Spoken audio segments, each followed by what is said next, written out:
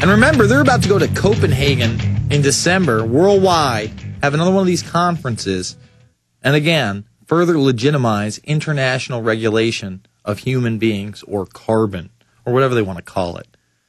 It's a slave grid, folks. That's what it is. Deborah in Michigan. Deborah, you're on the line. Hi, how are you? Good. No, you're not having a good night. I knew exactly what I was going to say when I called, but I've been listening to the conversation. I am literally, this just scares the hell out of me. Mm-hmm. What is the end goal to all this? The end game. Have you seen Endgame? Alex Jones' Endgame yet? Yeah. Well, I mean, that's it. Listen, they really do want to have control over every single facet of your life. They really want to chip in you. I know this sucks. I don't want a chip in me. They already have human beings with microchips in them. They're going to try to make it trendy and fashionable first, and they have tried to market it that way, and some people have fallen for it. But they want to chip in you. They want a cashless society control grid. So in other words, just a credit system where you have certain amounts of credits. It's a wipe. You do everything through your cell phone or your personal computer. Money is completely eliminated. You're GPSed all the time. There's cameras in your homes. Again, they're prepping you with that with the Xbox 360 Project Natal, where you have a literal biometric camera in your living room, and they'll be in millions of living rooms this Christmas. I guarantee that. That has voice recognition, facial recognition, motion sensors, and it's hooked up to the internet 24/7. They want to regulate. What's the point to all this? This is what I don't understand. You're a slave, and they live forever. They know that they can't cap technology forever. They see the progression of technology. You know, I was over on a service call earlier in the day. I do a little IT work on the side, and I was talking to a older lady. She was about probably like 80, 85 years old, and she said, you know, life didn't change that much from my mother's age into, you know, when she passed away. She's like, well, what we saw was she saw maybe the change between carriages to automobiles and saw the building of buildings.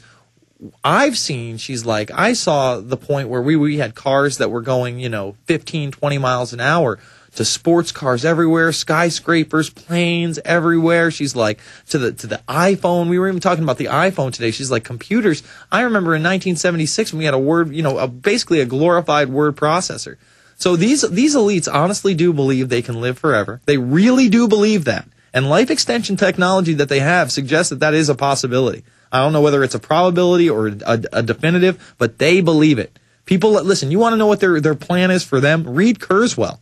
Kurzweil literally talks about how their ultimate goal will be able to take any kind of shape or form they want and travel the cosmos and live forever like gods. Are they insane? That's insane. Yes, they are insane. Have you noticed? They worship an owl god in the middle of the woods in California during the summer. Yes, they are certifiably insane. Okay, the bourgeois in Rome, okay, the rulers in Rome used to rape little boys as a delicatessen. And guess what? That practice still goes on today through the power elite. Yes, they are insane. Anybody that could take pleasure in the rape of a little boy, you bet they're insane. They are nuts. I'm going to throw this out there because, you know, a lot of people don't really get what rape is. I was raped. Okay. And I was raped in a way that men would rape little boys. Mm-hmm. You feel like you're going to die. Mm-hmm. No, it's absolutely terrifying. It's that bad. That's how sickening it is. Yeah. And that's why I combat these people, because you know what? It sounds good. You know, one world, everybody having equality. That sounds great in theory. Oh, we're all going to sing and dance and hug together. That's not what these people want with a one world government. They want a one world government of tyranny where they rise above us as our lords. I thank you for the call, Deborah. We're going to go to more calls on the other side. It's the Infowarrior with Jason Bermas. All right, folks, we are back.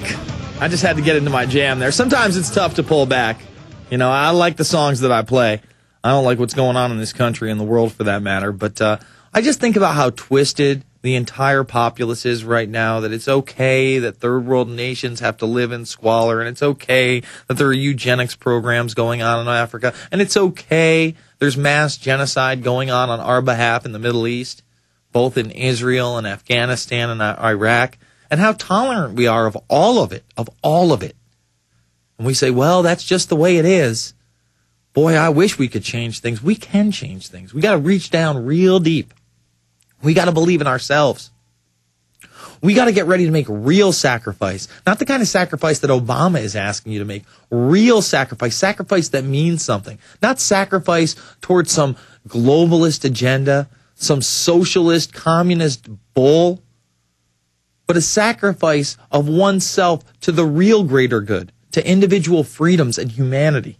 That's what we need to do. So take a step back, look in the mirror, and ask yourself, how can I do that? What do I need to do? Do I need to call the Senate and tell them that this bill cannot be passed? 1-800-833-6354, 202-224-3121. Or do I need to run for Senate? Do I need to take over my local community? Do I need to do something to stop NLE 09 from coming to my town, my neighborhood, my state, my tribal land?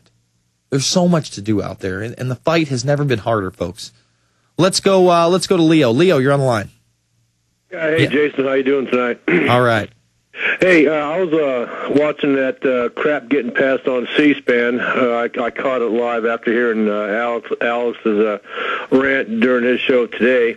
And out of all these things that's coming about to screw everybody, what is that going to do as far as somebody's house that's already currently made, like mine or yours or Alex's or basically anybody else's? Well, this is what I'm going to say, because this is going to shock a lot of people, but this is what I'm warning against. They are going to have the ability to come into your home to say, you can't have this, this, this, and this, and you've got to change the wiring in your entire house, and you've got to make it this energy efficient. And you'll have until a certain date to do so, and then if you don't do so, they will then declare eminent domain and take your house, okay, and say that you weren't able to get it up to code, so you no longer deserve to have it. Sound good? Well, maybe for them, but for common Joes like me, no. Heck, when they start coming around doing that, how are the people going to afford to pay for all that crap? Especially when they don't have a job or something like that. They're just going to toss them out in the street and let them. Yes. They will toss them not out into the street, but into a local FEMA center in a neighborhood that they've already bulldozed and set up for these large communities. They're getting ready to set up large communities of projects where the main employment is the GIVE Act and AmeriCorps and this environmental program. And that is what the reality is. And it'll have more. I'm dead serious. And they will do it again. It'll be a vicious cycle. More and more people will lose their homes, and they'll bulldoze more and more areas, and they'll build more and more FEMA camps, and more people will come to those camps, and more people will take jobs that the state gives out, and they will love their government. Sir, it's a nightmare, and it's happening. I thank you for the call. We'll be back after this. It's the Info Warrior.